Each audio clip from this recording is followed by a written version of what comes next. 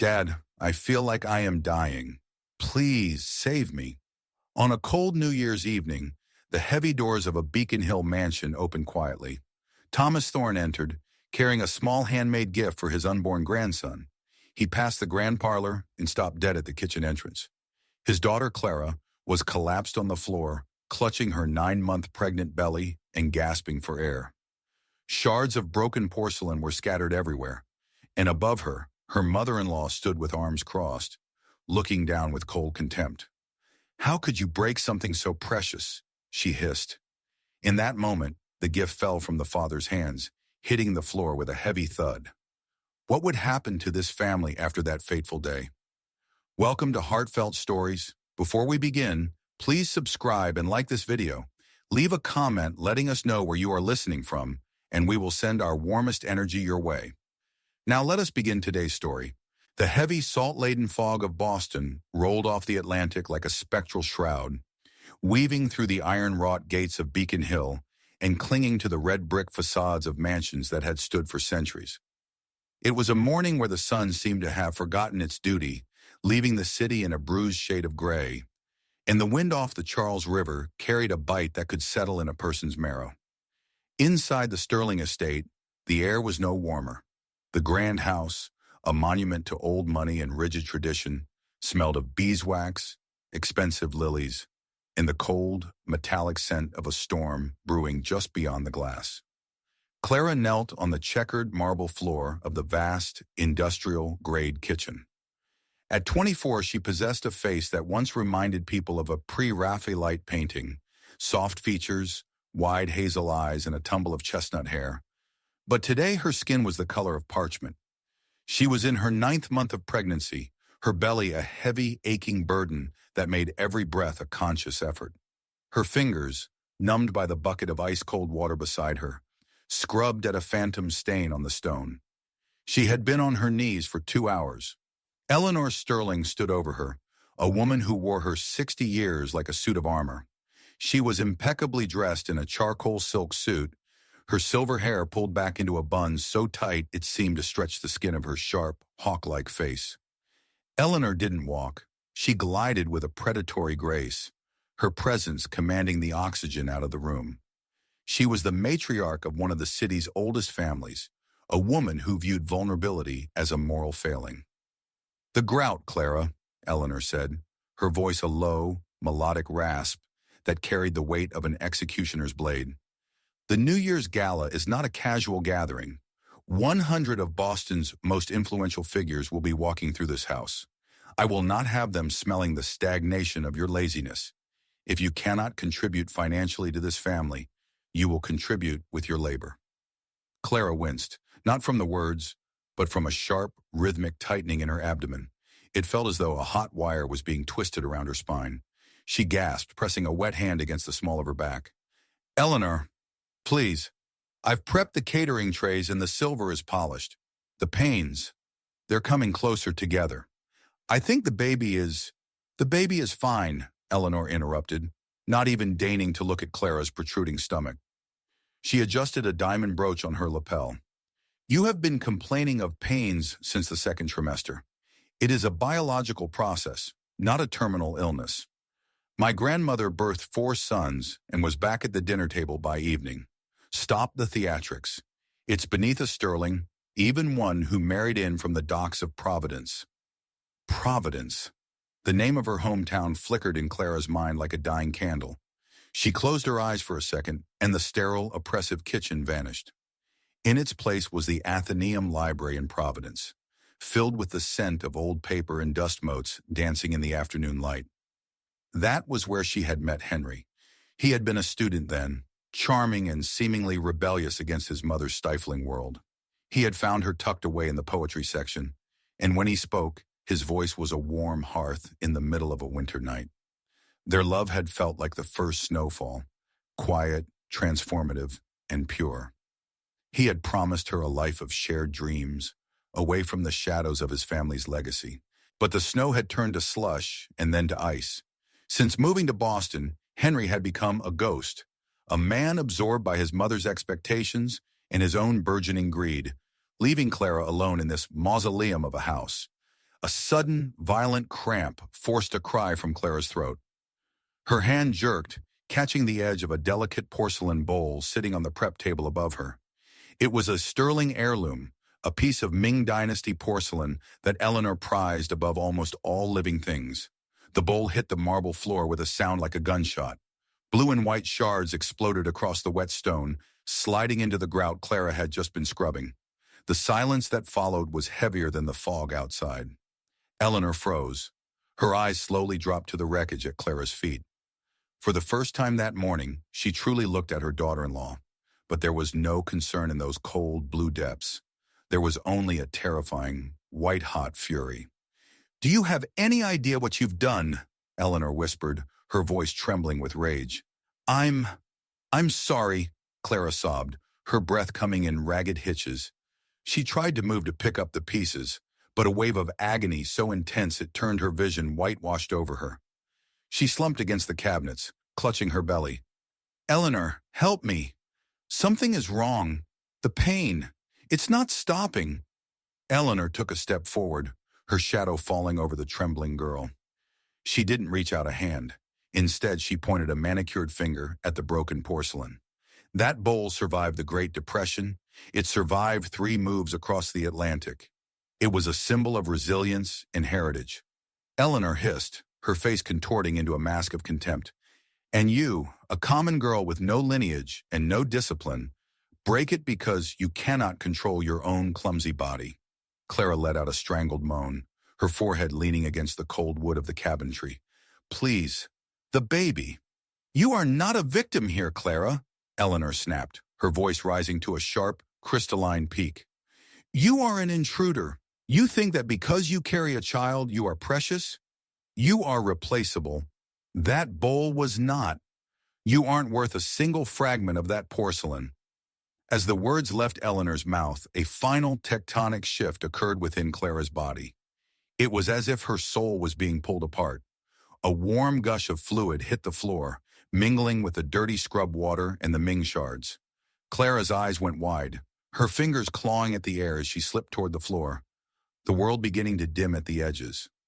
Eleanor simply stepped back to avoid getting her silk shoes wet.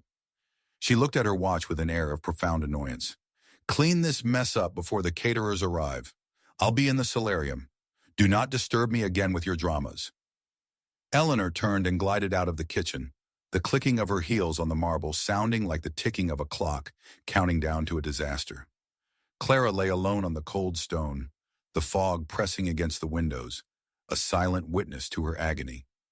As another contraction ripped through her, she reached out a trembling hand, her fingers brushing a sharp shard of the broken heirloom. In the reflection of the polished stone, she saw a stranger, a woman broken, but with a fire of survival finally flickering in her hazel eyes. The center of Boston was a different world from the hushed, ancestral gloom of the Sterling mansion. Here, the city hummed with a frantic, expensive energy. On Newbury Street, the fog that had paralyzed Clara was transformed into a chic, atmospheric backdrop for shoppers draped in cashmere and wool. Inside the glass and gold sanctuary of Vanderbilt and Courier jewelers, the air was scented with expensive sandalwood and the soft clinking of champagne flutes. Henry Sterling stood before a velvet-lined display case, his reflection caught in the polished mahogany. At 28, Henry had inherited the Sterling bone structure, sharp, aristocratic, and arrogant, but his eyes lacked the cold steel of his mother's. Instead, they were restless, shifting with a shallow hunger. He was dressed in a tailored navy overcoat that cost more than most people earned in a month, looking every bit the Prince of Boston's elite.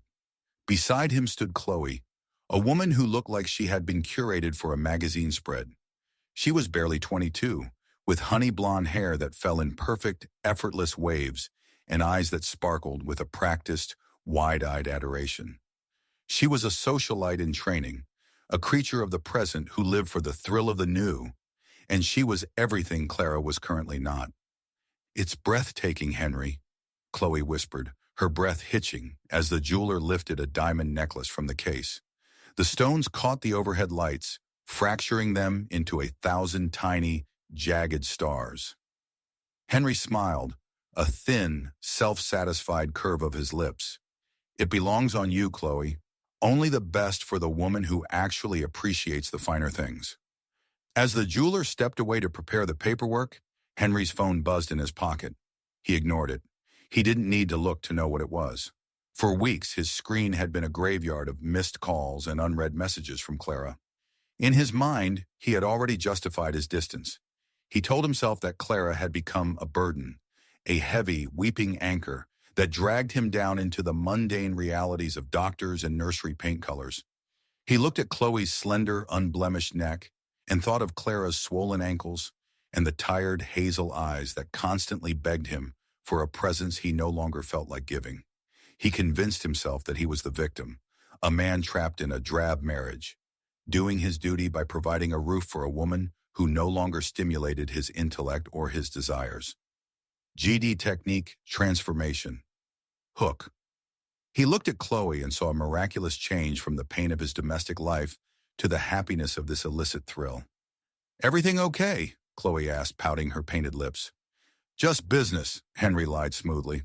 "My mother is obsessing over the New Year's gala. She's probably calling to complain about the floral arrangements." He pulled out his wallet and produced a black titanium credit card. This was the account he had quietly drained over the last few months. The Providence Fund, they had called it. It held exactly $50,000, money Clara had meticulously saved from her modest inheritance and his early earnings, intended to cover the private hospital fees, a night nurse, and the first year of their child's life. To Henry, it was just a number on a screen, a resource he felt entitled to use as payment for the suffering of his boredom. As the jeweler swiped the card, Henry felt a rush of power. He wasn't just buying jewelry. He was buying an escape from the responsibility that was currently gasping for air on his kitchen floor miles away. $50,000, the jeweler murmured respectfully. "A magnificent choice, Mr. Sterling." Chloe squealed, throwing her arms around Henry's neck. "You're too good to me." Henry chuckled, leaning in to kiss her, but his phone buzzed again. This time he glanced at the screen. Eleanor. His mother didn't call twice unless it was a command. Yet as he looked at the caller ID, he felt a flicker of defiance. He didn't want his mother's icy voice to interrupt this moment of triumph. He wanted to be the man who spent $50,000 on a whim, not the boy who jumped when his mother barked. In the Sterling mansion, Clara's fingers were losing their grip on the cabinet door. The pain had moved beyond a twist. It was now a rhythmic, crushing tide. She looked down at her legs and saw the first dark, terrifying blossoms of red staining her white maternity stockings. "Henry, please," she whispered to the empty, echoing kitchen. She managed to reach her phone on the counter, her thumb trembling as she hit his contact. Back at the jewelry store, Henry saw the second line clicking in. Clara. He felt a surge of irritation. "She's probably calling to ask what time I'll be home for dinner," he thought, or to complain about her back again. He looked at Chloe, who was preening in the mirror as the jeweler fastened the diamonds around her neck. Chloe looked radiant, untouched by the messiness of life. Clara, in his mind, was just a series of demands and discomforts. GD technique, emotion-based hook. What happened next would break anyone's heart who truly knew the depth of Clara's loneliness. The jeweler adjusted the clasp. There. Perfection. Henry's phone lit up a third time. Eleanor again. He realized that if his mother was calling this persistently, she was likely annoyed with Clara. He didn't want to hear it. He wanted to stay in this golden bubble where he was adored and wealthy. With a flick of his thumb, Henry hit the red decline button. He didn't just silence the ringer. He turned the phone off entirely. "To us," he said, picking up his champagne glass. "To us," Chloe echoed, the diamonds at her throat flashing like cold fire. At that exact moment, 5 miles away, Clara's strength finally vanished. She slid down the side of the mahogany island, her hand leaving a long, smeary streak of red on the polished wood. She collapsed onto the marble, her head resting just inches from the shards of the Ming bowl. The salt-laden fog outside pressed harder against the glass, the city of Boston carrying on with its expensive, indifferent life. In the kitchen, the only sound was the heavy, wet thud of Clara's heartbeat and the distant, mocking wind, rit-qua kikwa so, the wind that sounded like a cry of a soul being abandoned. Clara's eyes drifted toward the hallway, hoping for a shadow, a footstep, anything. But the grand house remained silent. Eleanor was in the solarium. Henry was in the arms of a stranger, and the floor was growing cold. As the darkness began to pull at her, Clara didn't pray for herself. She moved her hand one last time, resting it over her heart, a silent promise to the life flickering within her that if they survived this, she would never let the shadows of the Sterling name touch them again. The heavy fog that had choked the streets of Boston began to thin, replaced by a biting, crystalline wind that swept through the iron gates of the Sterling estate. A black sedan, unassuming yet armored with the weight of quiet power, pulled smoothly into the driveway. From the back seat stepped Thomas Thorne. At 65, Thomas was a man carved from granite and salt spray. As a titan of the shipping industry, he had spent decades navigating treacherous waters, both literal and metaphorical. He possessed a stillness that commanded respect. A man of few words but immense action, with eyes the color of a winter sea that saw through every pretense. Thomas walked toward the grand entrance, carrying a small handcrafted wooden rocking horse he had carved himself in his quiet hours in Providence. He had always been a silent guardian, a man who believed in letting his daughter, Clara, find her own strength. He had watched from the sidelines as she chose the Sterling name, suppressing his doubts about Henry's shallow character out of a profound respect for her autonomy. But today, an old sailor's intuition, a nagging tug in his chest, had pulled him away from his charts and toward Boston. The front door was unlocked, a lapse in security that made his jaw tighten. The house felt hollow, the air inside smelling of expensive lilies and something sharper, something metallic. "Clara?" he called out, his voice a low rumble that seemed to vibrate the ancestral portraits on the walls. Silence answered him. Then the rhythmic grating sound of a metal file against a nail drifted from the sun-drenched parlor. Thomas followed the sound and found Eleanor Sterling. She was reclining on a velvet chaise lounge, bathed in the pale winter light of the solarium. She didn't look up as he entered. She merely continued her manicure with a practiced, icy nonchalance.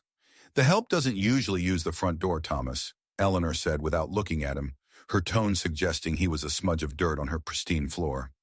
"And if you're looking for Clara, she is in the kitchen finishing her chores. She's been quite clumsy today." Thomas didn't waste breath on pleasantries. The GD emotion-based hook technique often spoke of heartbreak, but it was the chilling apathy of Eleanor that caused a sudden, sharp dread to spike in his veins. He turned away from her and strode toward the back of the mansion. The transition from the opulent parlor to the kitchen was like stepping into a slaughterhouse. Thomas froze in the doorway. The handcrafted rocking horse slipped from his hand, clattering onto the floor. There, amidst the jagged white shards of a broken Ming bowl and the murky remains of scrub water, lay his daughter. Clara was a broken bird in a cage of marble. Her chestnut hair was matted with sweat and grime, her face as pale as the fog outside. Most terrifying of all was the dark, widening stain of red blooming across the floor, seeping into the white lace of her dress. "Clara!" Thomas roared, a sound of pure, unadulterated agony. He was at her side in a heartbeat, his large, calloused hands trembling as he checked for a pulse. She was cold, dangerously cold. As he adjusted her position, her sleeve pulled back, revealing a series of ugly purple bruises circling her delicate wrist. It wasn't the mark of a fall, it was the unmistakable imprint of a hand that had gripped her with violent, controlling force. A transformation hook occurred in that moment, not of healing, but of a quiet man becoming a hurricane. The protective fire of a father, long dormant under a veil of respect for her marriage, erupted with a heat that scorched his soul. "What is the meaning of this shouting?" Eleanor's voice preceded her as she glided into the kitchen, her eyebrows arched in mild annoyance. She stopped a few feet away, daintily stepping over a stray piece of porcelain. "I told her to clean that up an hour ago. She is simply being dramatic to avoid the gala preparations." "Really, Thomas, you spoiled her far too much in that little town of yours." Thomas looked up. If looks could kill, Eleanor would have been reduced to ash. "She is hemorrhaging, Eleanor," Thomas said, his voice terrifyingly calm, like the eye of a storm. "She is dying on your floor while you do a Mong Tai." "Don't be absurd," Eleanor snapped, though a flicker of uncertainty finally crossed her face as she saw the sheer volume of blood. "She's just overwhelmed." If you take her now, it will look like a scandal. The guests will be arriving in a few hours. A scene like this brings bad luck to a house. Just call a private nurse to the back entrance. Thomas ignored her, sliding one arm beneath Clara's knees and the other behind her back. He lifted her with a strength born of desperation. Clara groaned, a soft, pitiful sound that broke Thomas's heart anew. "Get out of my way," Thomas commanded. Eleanor stood her ground, her face hardening. "You cannot just carry her out the front door in that state. Think of the sterling reputation. If the neighbors see—" Thomas took a step toward her, his stature dwarfing the matriarch. He was the unlikely hero in this den of aristocrats, a worker whose hands had built fleets, facing a woman who had only ever destroyed. Reputation? Thomas Gongong, his voice vibrating with a mythological quality. "You talk of reputation while my daughter's life leaks onto your floor? You have treated her like a servant, you have bruised her skin, and you have left her to die in the dark." He moved past her, his shoulder clipping hers with enough force to send her stumbling against the counter. "If my daughter or my grandchild loses so much as a breath because of your cruelty," Thomas said, stopping at the kitchen exit to look back at her one last time, "I will not just sue you. I will use every ship, every crate, and every cent I own to bury the sterling name. I will sanfang noinai thantrobui. I will make sure the world knows that your heritage is built on the blood of the innocent." Eleanor opened her mouth to retort, but the words died in her throat. For the first time in her life, she was looking at a power she could not manipulate, a faith-based hook of justice that promised no mercy. Thomas didn't wait for the ambulance. He knew the Boston traffic better than any dispatcher. He carried Clara to his sedan, barking an order to his driver, Elias. Elias was a man of 60, a former Navy medic who had served with Thomas decades ago. He saw the state of Clara and moved with the precision of a soldier. "General Hospital, Elias, go!" Thomas shouted. As the car roared away from the silent, cursed mansion, Thomas cradled Clara's head in his lap. He looked at the bruises on her wrist and then at the fading light of the Boston skyline. The silent voice hook of their soul connection transcended words. He whispered to her, promising a miracle, promising that the Thorne family did not break, even when the world tried to shatter them. "Stay with me, little bird," he whispered, his tears finally falling onto her cold cheek. "The ocean is calling you home." The sterile white corridors of Boston General Hospital felt like a labyrinth of ice. The silence was broken only by the rhythmic squeak of rubber soles and the distant, muffled chime of paging systems. Thomas Thorne stood at the threshold of the surgical wing, his tailored wool coat stained with the dark, terrifying blood of his only daughter. He watched through the small, reinforced glass window as the medical team swarmed around Clara, their voices urgent and low. Clara was pale, her skin almost translucent under the harsh, fluorescent glare. As they wheeled her toward the operating theater, her hand fell limp from the side of the gurney. Thomas reached out, his large, weathered hand catching hers for a fleeting second. "Fight, Clara," he whispered, a command born of a father's desperate faith. "Your mother is waiting to guide you, but it is not your time." Dr. Eris Vance emerged from the room as the double doors swung shut. A man in his late 50s with salt and pepper hair and a face etched with the weariness of 1,000 crises. Dr. Vance was the head of obstetrics and a longtime acquaintance of the Thorne family. He pulled off his surgical mask, his expression grim. "Thomas, it's critical," Dr. Vance said, his voice steady but heavy with concern. "She's suffered a placental abruption brought on by extreme physical exhaustion and acute emotional stress. Her body is shutting down. We have to perform an emergency C-section immediately to save them both. She is in no condition for a natural birth." Thomas felt a hollow ache in his chest. "Save them, Eris, whatever it takes." As the doctor disappeared back into the theater, Thomas was left alone in the waiting area. The GD transformation hook was a journey from pain to happiness, but currently, Thomas was trapped in the searing heat of the pain. He sat on a plastic chair that felt too small for his frame, clutching Clara's discarded handbag. Inside, her phone buzzed incessantly. Thomas pulled the device out. It was unlocked, the screen glowing with a barrage of notifications that felt like physical blows. He scrolled through the recent alerts from her banking app. Transaction alert, $12,000. The Ritz-Carlton, Boston.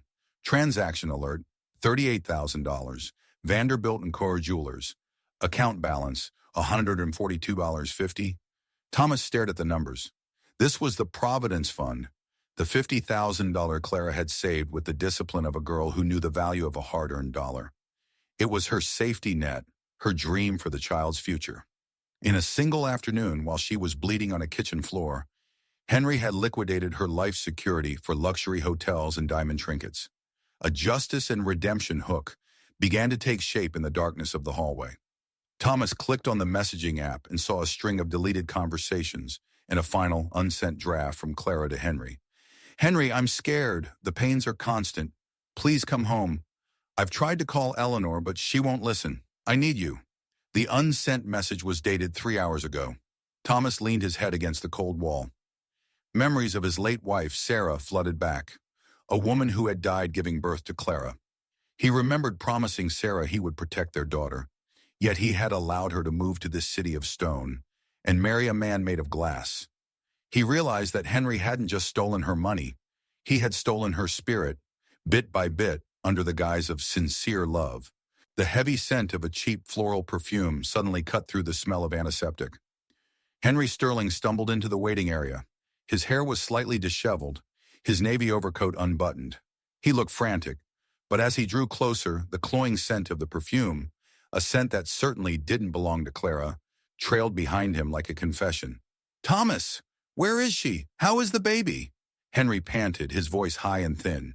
He reached out a hand toward his father-in-law, his eyes darting around the empty corridor. "I came as soon as I heard my mother's message. I was in a meeting. My phone died."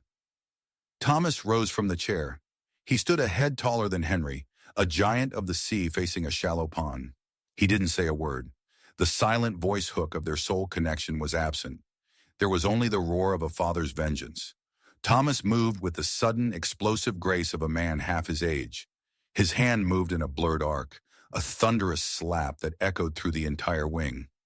Henry was thrown back, his head snapping to the side as he collapsed onto the linoleum floor. "A meeting, Henry," Thomas Gagnon, his voice a low, terrifying vibration. Henry looked up, blood trickling from his lip, his eyes wide with genuine terror. "Thomas, I can explain." Thomas didn't let him finish. He reached into Clara's bag and pulled out a thick stack of printed transaction records Elias had rushed over from the Thorne office. He threw the papers at Henry. They fluttered through the air like dying white birds, landing on Henry's chest and the floor around him. "Explain the $38,000 at the jewelry store while your wife was screaming for help," Thomas said, stepping closer until his shadow completely enveloped the younger man. "Explain why you spent $12,000 on a suite at the Ritz while Clara was scrubbing your mother's floor on her hands and knees." Henry fumbled with the papers, his face turning a sickly shade of gray. It was for the gala, for the family business." "You are no longer part of this family," Thomas interrupted. "And as for business, you are bankrupt. I have already initiated the freeze on every Sterling asset tied to my daughter's dowry. You walked into a jewelry store as a Sterling, but you will walk out of this hospital as a thief." Henry tried to scramble to his feet, but Thomas placed a heavy boot on Henry's designer shoe, pinning him to the spot. "If she dies," Thomas whispered, leaning down so his icy breath touched Henry's ear, "the police will be the least of your worries. I will spend every minute of my remaining life making sure you suffer exactly as she did, alone, terrified, and with nothing to your name." The doors to the operating theater opened. Dr. Vance stepped out, his surgical scrubs splattered with red. Thomas turned away from the cowering man on the floor, his heart hammering against his ribs. This was the call to faith, the moment where a miracle was the only thing left to ask for. "Eris?" Thomas asked, his voice cracking for the first time. "It's a boy, Thomas," Dr. Vance said, a small, weary smile breaking through his exhaustion. "He's tiny, and he's in the NICU, but he's breathing. Clary, she's weak. She lost a lot of blood. But she's a thorn. She's fighting." Thomas let out a breath he felt he had been holding for 20 years. He didn't look back at Henry. He walked toward the recovery ward, his footsteps heavy and purposeful. The unlikely hero had arrived to save his family, and the justice he had promised was only just beginning. The sterile, blue-tinted light of the neonatal intensive care unit, NICU, was a stark contrast to the velvet-draped shadows of Beacon Hill. Outside, a heavy sleet began to fall, tapping against the hospital glass like restless fingers. Inside, the only sound was the rhythmic whirring of ventilators and the soft, staccato beeping of monitors. Thomas Thorne stood by the glass partition, his gaze fixed on the tiny form of his grandson. The boy was a fragile miracle, no larger than a prayer, his skin a translucent pink beneath a web of tubes. Thomas felt a tug at his soul, a silent voice hook that transcended the glass, promising this small life that the Thorne blood was not made for surrender. A sharp, familiar click of designer heels echoed down the hallway. It was a sound that didn't belong in a place of healing. It was the sound of a verdict. Thomas turned to see Eleanor Sterling approaching. She was draped in a floor-length sable coat, her face a masterpiece of practiced composure. Behind her followed Marcus Thorne Sterling's legal counsel, Arthur Pendergast, a man with a face like crumpled parchment and eyes that only saw billable hours. Arthur was the quintessential fixer for the Boston elite, a man whose soul had been traded for a corner office decades ago. "Thomas," Eleanor said, her voice dropping to a theatrical, hushed tone as if she were in a cathedral rather than a hospital. "I heard the news. A boy. How fortunate for the lineage." She didn't glance at the incubator. Instead, she looked at the security guards Thomas had stationed at the door. "I've come to discuss the logistics of the press release. We've already drafted a statement for the Globe. We'll frame this as a sudden, tragic complication at a private clinic. No mention of the house, the gala, or," she paused, her lip curling slightly, "that mess in the kitchen." Thomas leaned against the wall, his arms crossed. "You're not here for the baby, Eleanor. You're here for the brand." "The Sterling name is the brand, Thomas," she hissed, her mask of empathy slipping just enough to show the jagged edges of her panic. "I've spent 40 years curating our reputation. I will not have it dragged through the mud because your daughter couldn't handle a little New Year's stress. Do you know what they're saying at the club? I had to tell Mrs. Higgins that Clara has always been delicate, unstable even. I had to suggest that her fall was perhaps a desperate cry for attention, an attempt to leverage more money from Henry." Arthur Pendergast stepped forward, adjusting his spectacles. "Mr. Thorne, my client is simply concerned about brand protection.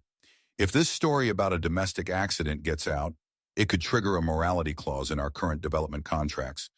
It's best for everyone if we sign a non-disclosure agreement regarding the events of this morning." Thomas felt a cold, crystalline fury rising in his chest. He thought of Clara, still drifting in the gray world of anesthesia, and the bruises he had seen on her wrists. He thought of the unlikely hero hook, the image of his daughter, a savior of her own child, being cast as a villain by this woman. "Leave," Thomas said. The word was a low growl. "We aren't leaving until we have an agreement, Thomas," Eleanor said, her voice rising. "I've already spoken to the neighbors. They know my version. They know the lazy girl from Providence tried to stage a tragedy. If you fight me, I will bury her in scandal before she even wakes up." Thomas looked at her, really looked at her, and saw only the hollow shell of a dying era. He didn't argue. He didn't shout. He simply reached for the heavy silver button on his blazer, a button that was, in reality, a high-fidelity recording device Elias had insisted he wear after a contentious board meeting months ago. "Arthur, you might want to listen to this before you draft any more NDAs," Thomas said quietly. He pressed a sequence on his watch, and a digital playback began to fill the quiet corridor.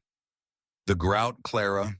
If you cannot jongup tai chin cho gia jin nai, kose jongup bang lao jongkwa mean." Eleanor's voice, sharp and predatory, cut through the air. "Eleanor, lamon, nhongkon jiao, toi ni mbejang." Clara's voice followed, a piteous, breathless plea. "Jongdian kiech, kochong bang mot got kwa mon jonai." The recording captured the shattering of the Ming bowl, followed by Clara's strangled cry and Eleanor's cold command to clean up the mess as her daughter-in-law lay hemorrhaging on the floor. The color drained from Arthur Pendergast's face. He stepped back, looking at Eleanor as if she were a live grenade. Eleanor's hand flew to her throat, her eyes widening in genuine, unadulterated terror. You recorded me in my own home? In my daughter's prison, Thomas corrected. This isn't just a record of your cruelty, Eleanor. It's evidence of criminal negligence. I have your voice telling a woman in active, life-threatening labor to get back to work. I have your indifference as she bled. If you say one more word about Clara being unstable or greedy, this recording doesn't go to the Globe. It goes to the district attorney. Eleanor opened her mouth, but for the first time in her life, the great matriarch of Beacon Hill had no retort.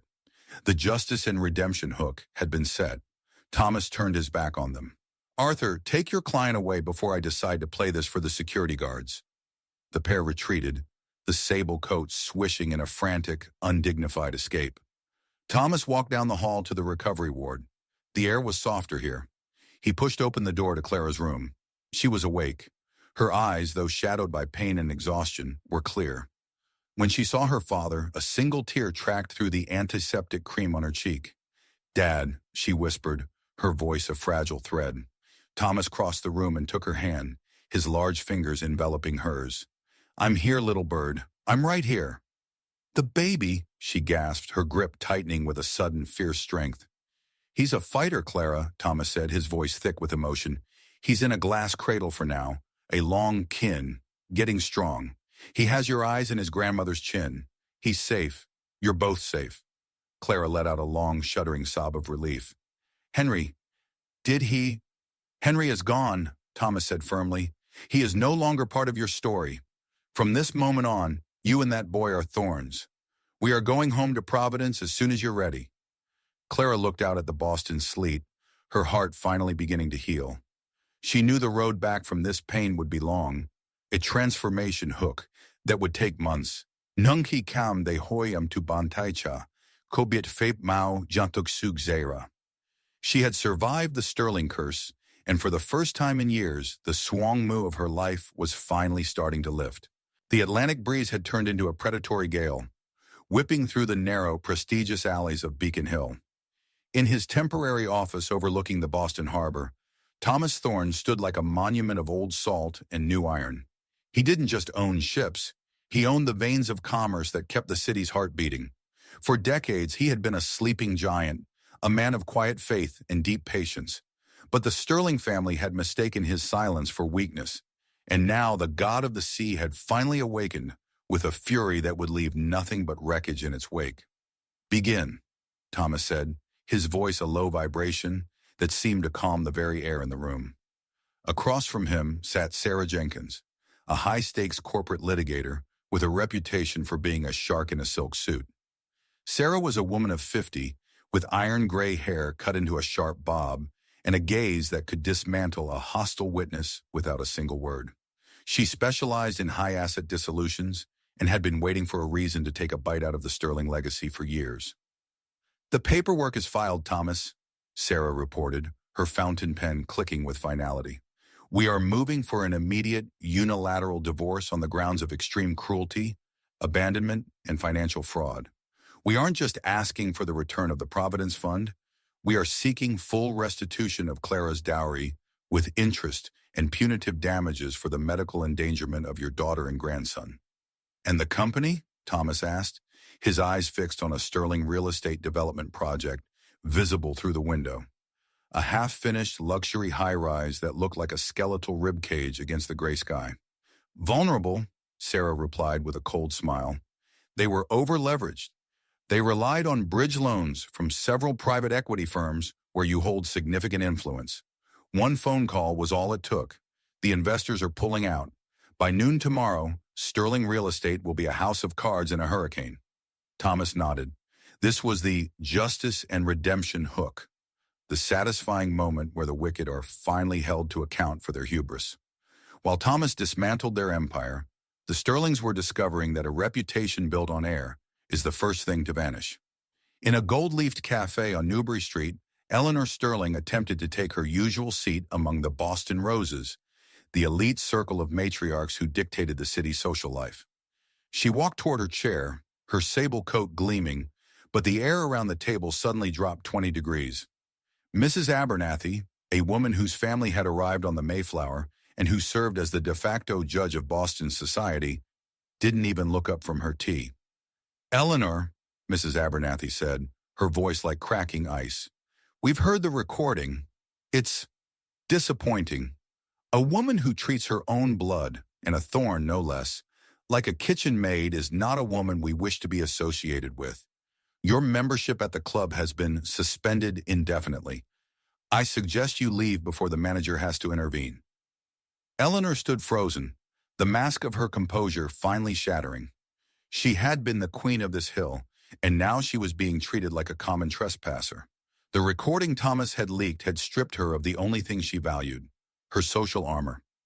Miles away at the Ritz-Carlton, Henry Sterling was learning a similar lesson. He sat in a lavish suite, surrounded by shopping bags from his previous day's spree, waiting for Chloe. When she finally entered, she wasn't wearing the diamonds he had bought her. She was wearing her coat, and her suitcase was already at the door. "What's going on, Chloe?" Henry asked, a knot of dread forming in his stomach. "I have the reservations for dinner at number 9 Park." "Henry, honey, look at the news," Chloe said, her voice devoid of the wide-eyed adoration she had practiced so well. "Your father's company is in freefall, your mother is being blacklisted, and more importantly, your bank accounts have been frozen by a court order. You're not a Sterling anymore. You're a liability. I don't do broke, Henry. It's not in my contract." She walked out without a second glance, leaving him in a room he could no longer afford, clutching a receipt for a necklace he could no longer pay for. He had traded a miracle of a family for a girl who wouldn't even stay for the sunset. The climax arrived 3 days later. The Boston sleet had turned into a heavy, drenching rain. Eleanor was inside the Sterling mansion, frantically trying to reach her lawyers, when a fleet of massive, matte black Thorn shipping trucks pulled into the driveway. They didn't carry flowers or catering supplies. They carried a small army of men in gray uniforms, led by Elias. Elias walked into the foyer, a legal writ in his hand. "Mrs. Sterling, this property has been placed under a sheriff's lien as part of the asset recovery for Mrs. Clara Thorne. Every piece of furniture, every painting, and every heirloom not explicitly listed in your premarital personal property is being seized to satisfy the debt your son owes to the Thorne estate." "You can't!" Eleanor screamed, her voice echoing through the hollow house. "This is heritage. These are Sterling's." "No," Elias said firmly. "These are assets." For the next 6 hours, the mansion was gutted. Thomas Thorne didn't just want the money back. He wanted to remove every comfort Eleanor had used to justify her cruelty. The trucks were loaded with the velvet chaises, the mahogany tables, and even the silver Douaumont that Eleanor had used while Clara bled. The most symbolic moment came when the men carried out the remaining pieces of the Ming Dynasty collection. Eleanor ran out onto the sidewalk, her hair coming loose from its tight bun, her expensive silk suit soaked by the freezing rain. "Stop! That's mine! That's my life!" she wailed, her voice cracking as she stood in the middle of the street. The neighbors, the same people she had lied to just days before, stood on their porches and watched. They didn't offer umbrellas. They didn't offer help. They pointed their phones and whispered, capturing the fall of the Beacon Hill Queen for everyone to see. Thomas Thorne sat in his black sedan at the corner of the street, watching the scene through the rain-streaked window. He didn't feel joy. He felt the heavy, somber peace of a man who had cleared a path for his daughter's healing journey. The Sterlings were now pariahs in the very city they had once thought they owned. He tapped the glass, and Elias pulled the car away. "Go to the hospital, Elias," Thomas said. "I want to be there when Clara and the boy see the first real sun of the year." The sea had reclaimed what was stolen, and the storm was finally over. The morning sun finally broke through the stubborn Boston swung moo, casting long, golden fingers across the recovery wing of General Hospital. It was a light that didn't just illuminate, it seemed to scour the shadows from the corners of the room. Clara sat propped up in bed, the hospital gown feeling like a warrior's tunic rather than a garment of the sick. Her chestnut hair was brushed back, revealing the sharp, clean lines of her jaw, a jaw that no longer trembled. In the quiet of the morning, she had been wheeled down to the long quay where her son lay. Looking at that tiny, fierce life fighting behind the glass, Clara felt a miraculous change, a transformation hook that began in the depths of her pain and bloomed into a happiness she had never known. She realized that her value did not lie in Eleanor's cold approval or Henry's fickle attention. She was a mother, she was a thorn, and she was whole. The silent voice hook between her and the child was a soul connection that transcended language. She didn't need words to promise him a world where he would never have to scrub a floor to earn his keep. A tentative knock at the door disturbed the peace. Henry Sterling entered. He looked like a ghost of the man who had stood so arrogantly in the jewelry store days ago. His designer suit was wrinkled, his eyes were bloodshot, and he carried a bouquet of wilted lilies, the very flowers that Clara now associated with the suffocating scent of the Sterling mansion. "Clara," Henry whispered, his voice cracking with a manufactured tremor. He moved toward the bed, reaching out a hand as if to touch her, but stopped when he saw the absolute stillness in her hazel eyes. I've been a fool. My mother, the stress of the business, it clouded my mind. I didn't know how bad it was. I was lost, Clara, but I've realized now that you and the boy are all that matters. I'll change. I'll do anything. We can go back to how it was in Providence." Clara didn't flinch. She didn't cry. She didn't even look angry. Instead, she looked at him with a profound, chilling pity. It was the justice and redemption hook in action, but the redemption was for her, not for him. "How it was in Providence, Henry?" Clara asked, her voice calm and steady. "You mean when you were pretending to be someone with a heart so you could escape your mother's shadow? Or when you were waiting for my father to write the check that would save your family's failing real estate empire?" "No, I loved you, Clara. I still do," he pleaded, dropping to his knees by the bedside in a grand theatrical gesture of remorse. "You never loved me, Henry," Clara said, reaching for a thick manila envelope sitting on her bedside table. She pulled out a stack of high-resolution photographs and a crisp, white slip of paper. She dropped them onto the lilies in his lap. "You only loved the money you thought my father would give you, and when he didn't give it fast enough, you decided to take mine." Henry's eyes went wide as he looked at the photos. Vivid images of him and Chloe at the Ritz, their arms entwined, the diamond necklace sparkling around her neck. At the top of the pile was the original receipt from Vanderbilt and Cummers Jewelers, detailing the $38,000 purchase made while Clara was bleeding on his kitchen floor. These are a misunderstanding," Henry stammered, his face turning a sickly shade of gray. "The only misunderstanding was mine," Clara replied, leaning forward, her gaze pinning him to the spot. "I thought I was married to a man. I realize now I was married to a thief who spent his child's future on a girl who wouldn't even stay for the sunset. You don't love me, Henry. You love the Providence Fund. But that fund is empty, just like you." Henry opened his mouth to lie again, but the words died in his throat. The unlikely hero hook had transformed the girl he thought he could silence into a woman who held all the truth. "Now," Clara said, her voice dropping to a whisper that echoed in the quiet room, "please leave. I have a son to raise, and he doesn't need to see the man who almost took his life before it began." Henry scrambled to his feet, the wilted lilies falling to the floor. He turned to flee, his dignity a tattered rag behind him. But as he burst through the door and into the hospital lobby, he found a wall of blue. Standing there was Detective Silas Vance, the younger brother of Dr. Vance. Silas was a man of 30, with a rugged, no-nonsense face and a badge that gleamed like a warning. He was joined by two uniformed officers. Silas had spent the last 48 hours reviewing the financial records Thomas Thorne had provided, records that showed Henry hadn't just spent Clara's savings, but had systematically embezzled funds from the Sterling Company's escrow accounts to fund his lifestyle. "Henry Sterling?" Detective Vance asked, his voice echoing through the San Benvian. What is this?" Henry gasped, looking around wildly for an exit that wasn't there. "You're under arrest for grand larceny, embezzlement, and criminal negligence," Silas said, pulling a pair of steel handcuffs from his belt. The GD Justice Hook was satisfied as the wicked were punished and the good rewarded. As the metal ratcheted shut around Henry's wrists, the Grand Prince of Beacon Hill let out a pitiful, whimpering sound. The lobby, filled with patients and staff, went silent as they watched the man who thought he could silence the truth being led away in shame. Thomas Thorne stood by the elevators, watching the arrest with a somber, unyielding gaze. He didn't look at Henry. He looked toward Clara's room. In the recovery ward, Clara heard the distant commotion but didn't turn her head.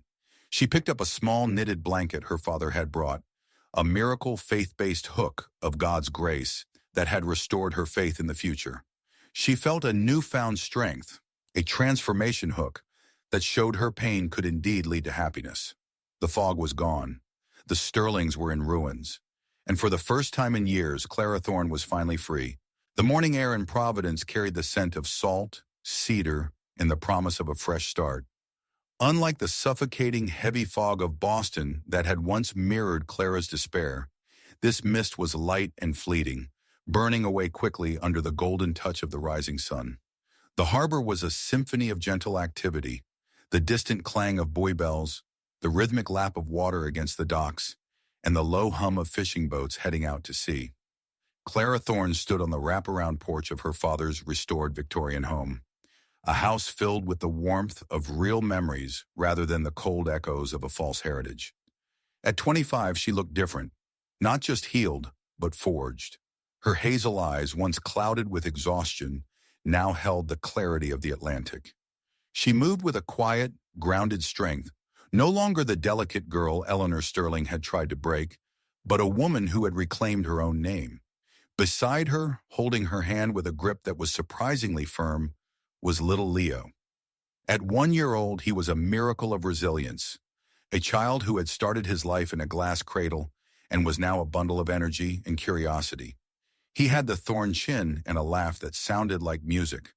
"Look at the boats, Leo," Clara whispered, her voice steady and full of life. "They always find their way home, just like we did." In the driveway, a van bearing the logo, the Thorne Foundation, Sanctuary for Resilience, was being loaded with supplies. A year after her return, Clara had opened a support center for women facing domestic challenges and financial hardship. She didn't just offer resources, she offered the transformation hook, the living proof that a journey from pain can lead to a miraculous change of happiness. Joining her on the porch was Sister Martha, the director of the new center. Sister Martha was a woman in her late 60s with a face etched by years of compassionate service and eyes that twinkled with a sharp, dry wit. She was a pillar of the Providence community, a woman who believed that faith without works was dead, and she had become Clara's mentor and closest confidant. "The shipment of winter coats arrived, Clara," Sister Martha said, resting a hand on Clara's shoulder. "And the legal clinic has 3 new volunteers. You've built something that will last much longer than any porcelain bowl." Clara smiled, a genuine, radiant expression. "It's not just about the things we give, Martha. It's about reminding them that their value isn't something someone else can define." Thomas Thorne stepped out onto the porch, carrying 3 mugs of steaming coffee. He looked younger than he had in years. The wrath of the sea god had subsided, replaced by the profound, quiet pride of a father who had seen his daughter save herself. He watched Leo try to chase a stray seagull, a soft smile tugging at the corners of his mouth. "The center is thriving, little bird," Thomas said, his voice a warm rumble. "Your mother would have been so proud. She always said you had a heart like the tide, constant and unstoppable." The Sterlings were a distant, fading memory. Henry was serving his sentence in a state penitentiary, his name stripped of its prestige, while Eleanor lived in a small rented apartment in a town where no one knew her or cared for her heritage. Their downfall had been a justice and redemption hook that satisfied the town's desire to see the wicked held to account. But here in Providence, there was no room for hatred. The old scars had healed, leaving behind lessons of self-esteem and resilience. The sun climbed higher, turning the harbor into a field of liquid gold. Thomas sat on the porch steps, and Leo waddled over to him. The boy reached out, his tiny hands grabbing his grandfather's sturdy knees for support. Suddenly, Leo looked up, his eyes bright with a sudden realization. He pointed a small finger at Thomas and then at the shimmering horizon. "Grandpa," the boy babbled, his very first word breaking through the air like a bell. "Grandpa!" Thomas froze, his coffee mug halfway to his lips. Tears, unbidden and hot, blurred his vision. He reached out and scooped the boy into his arms, pressing his forehead against Leo's. "That's right, Leo. I'm here. I'll always be here." Clara knelt beside them, her heart overflowing. "And who am I, Leo?" she asked softly. Leo turned in his grandfather's arms, a toothy grin spreading across his face. He patted Clara's cheek with a sticky hand. Ma, he chirped. Ma. The silent voice hook of their connection had finally found its language. Clara closed her eyes, letting the warmth of the sun and the sound of her son's voice wash over her. It was a miracle faith-based hook of grace, a moment that restored her faith in the world's capacity for kindness. As they stood together on the porch, 3 generations of thorns against the backdrop of the sea, Clara knew the storm was truly over. She had walked through the fire, survived the cold, and found her way back to the light. The legend of the Sterling curse had ended, and in its place a new story had begun. A myth told with modern tenderness about a woman who found her voice in a family that could never be broken. The dawn over Providence wasn't just the start of a new day, it was the start of a lifetime of freedom. Clara looked at her father and her son, her smile as bright as the morning sun, and for the first time in her life, she felt truly, perfectly home. The story of Clara and Thomas teaches us that true worth is never defined by the porcelain we polish or the approval of those who view kindness as a weakness. Life may bring storms that strip us of everything we thought we owned, but they can never take away the resilience of a soul anchored in love and truth. Like the tide, we may be pushed back by the winds of betrayal, but we always possess the power to return, stronger and clearer than before. Remember, the most beautiful chapters of our lives often begin right after the ones we thought would break us. If this story touched your heart and reminded you of the power of a father's love and a mother's strength, please give this video a like and share it with someone who might be walking through their own storm today. Don't forget to comment your thoughts below and subscribe to our channel so you never miss another journey of hope and restoration. Heavenly Father, we thank you for the miracles that happen when we think all is lost. We ask you to bless every person watching this today. May you be the calm in their storm, the strength in their weariness, and the light that guides them back to the harbor of peace. Restore their faith, heal their wounds, and remind them that they are never truly alone. If you believe that God still performs miracles and leads us toward the light, please write Amen in the comments below. May your day be filled with the same grace and new beginnings that found Clara on the shores of Providence. Until next time, stay blessed.